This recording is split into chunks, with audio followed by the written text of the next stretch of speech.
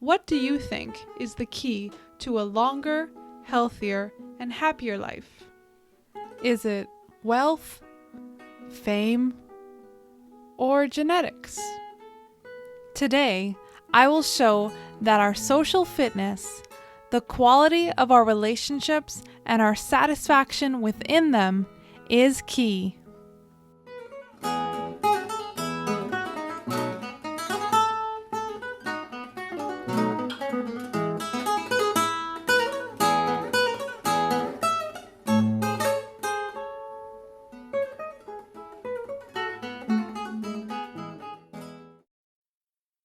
Hello, fellow adventurer, and welcome to the Reparenting podcast. I'm your host, Jane, your companion on your reparenting journey, here to exchange notes with you on the essential themes of life. For those of you who may be joining us for the first time, reparenting means taking an active role in your personal development and learning how to parent your own inner child.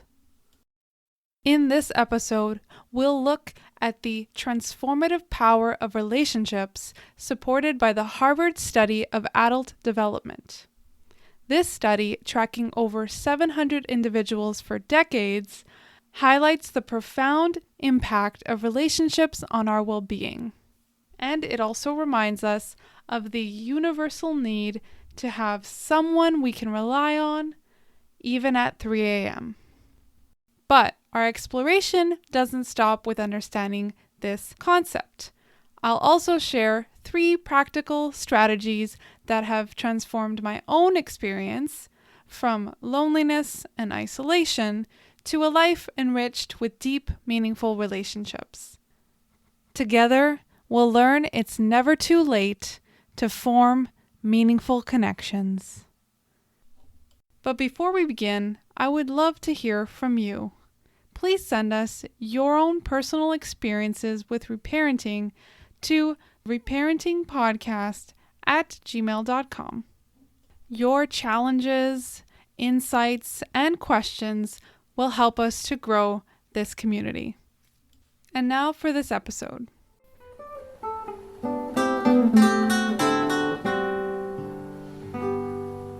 This topic is very dear to my heart because I have been there. I've seen firsthand how much quality relationships matter and the negative impact of not having them. Feeling lonely and isolated, like I didn't belong anywhere, I struggled to maintain and deepen my relationships with others. I learned firsthand about the harm of loneliness and just how bad it is when you confuse having thousands of online friends with people you can actually trust. I've journeyed from a life without a stable romantic partner, estrangement from my family, and superficial friendships, to now enjoying a securely attached marriage, having a best friend I meet weekly, participating in community groups, and with mended family ties. This shift is proof of the power of reparenting and the essential role of nurturing relationships. Now that I'm on the other side, I can honestly say that having supportive quality relationships has made my life so much more livable and enjoyable. I don't think I would be the same person I am today without all those supportive people in my life.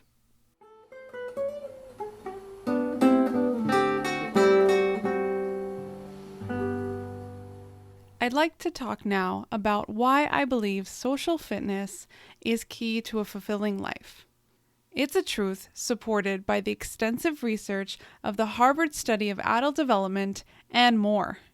And what is social fitness? Well, just like we exercise to keep our bodies healthy, nurturing our social connections requires effort and dedication too. Let's explore why this is so important. Let's consider the Harvard study of adult development a remarkable study tracking the lives of over 700 individuals for more than 80 years. It provides us with some of the most detailed insights into adult life ever gathered. One of its major findings is that good quality relationships are more vital for fulfilling life than wealth or fame. In fact, people surrounded by strong, supportive relationships don't just live longer, but they also enjoy better health and a higher quality of life overall. Here's something I found a little surprising.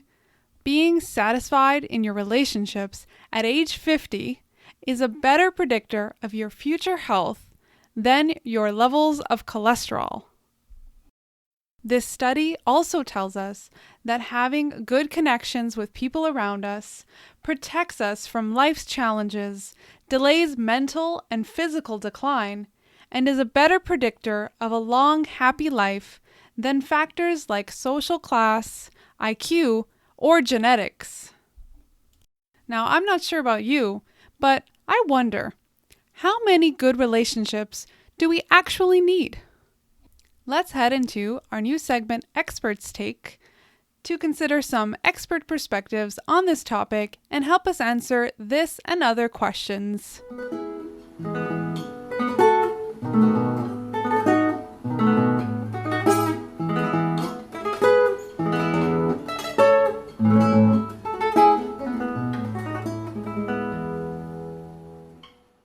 Welcome to the Experts Take. The first expert we're going to consider is Robert Waldinger, who is the current director of the Harvard Study of Adult Development.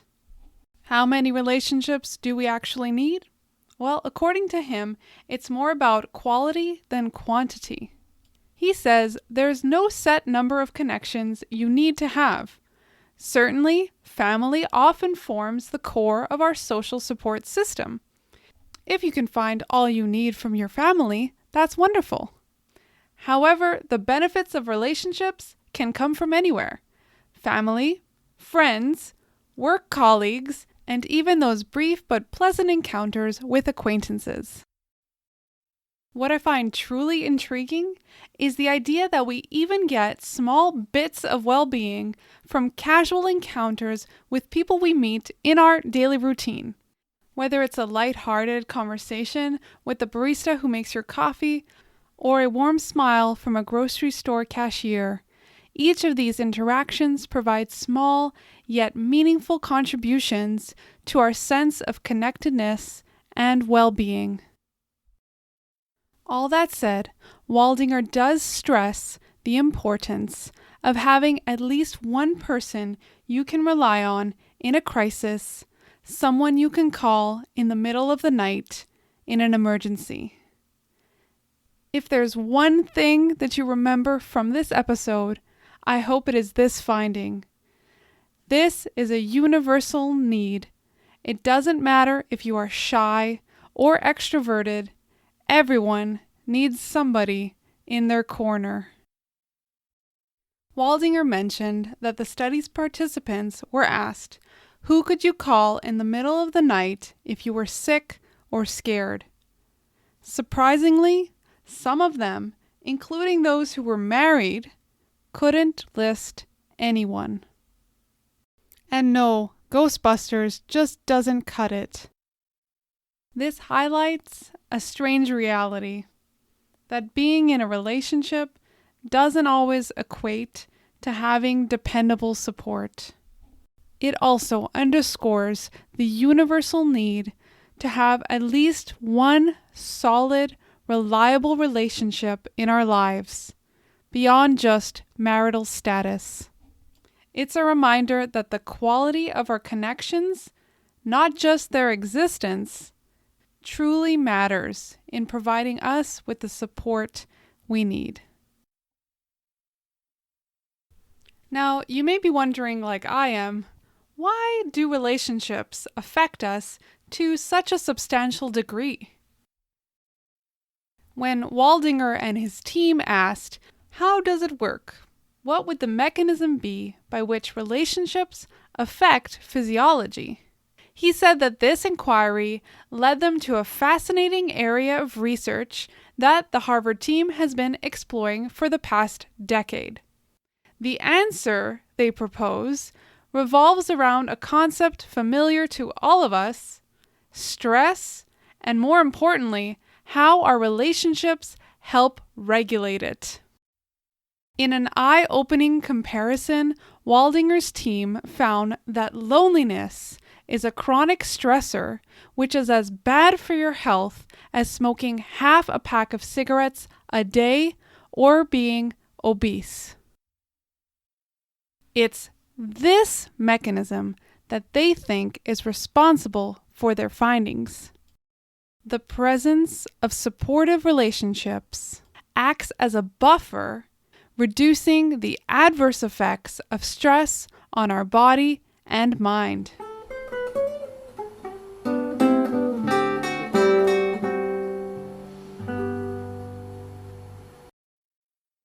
Now, let's move on to another question. How does our body's stress response influence our social behavior and well-being? Today's second expert, Kelly McGonigal, highlights the connection between our social impulse, that is, our desire to connect with others, and our stress response. Her research has found that our stress response is actually designed to encourage social bonding. Have you ever felt the need to call a friend when you're stressed? I know I have. Well, that is oxytocin at play. This is what her research has found is behind this trend. It's sometimes called the cuddle hormone or the love molecule. McGonigal's research has found that this hormone, released during the stress response, nudges us to seek out social connections. So, in addition to the fight, flight, and freeze response, there seems to be a tend and befriend kind of trend. Not only that, but oxytocin also acts as a natural anti-inflammatory and aids in cardiovascular protection under stress. Similar research has shown that when we engage in social support during tough, stressful times, we actually amplify oxytocin's benefits, boosting our resilience to stress, reducing anxiety, and promoting calm. To recap, when stressed, our bodies release oxytocin, steering us not just towards the fight or flight or freeze reactions, but towards seeking comfort and connection with others, a tend and befriend trend. When we lean into this and engage in social support during tough times, we can amplify the health benefits of this hormone, reducing anxiety and promoting calm.